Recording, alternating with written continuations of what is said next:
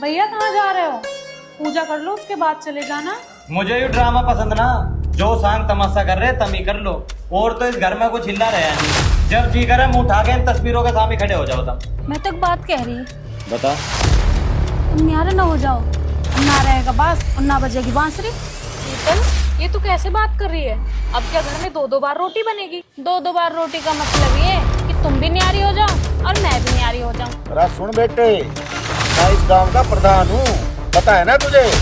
इस गांव की बहन बेटी मेरी बहन बेटी है, और मेरी बहन बेटी को कोई छू दे ऐसी किसी की औकात नहीं है।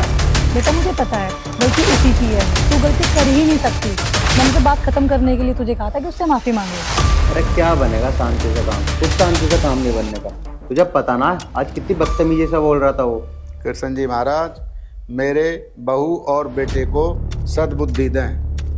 बेटा मुझे सारी बातों का पता चल गया है, तेरी माँ ने मुझे सारी बातें बता दी हैं, पर तू उससे कुछ कहना मत। आप भी बिल्कुल पागल हो।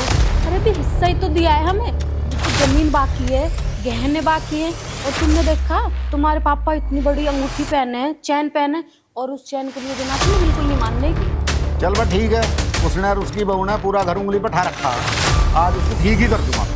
तो पिताजी किस बात की देरी है, चलो ना करो ठीक। चल भाई चल, आज ये नियम काट ले, चल।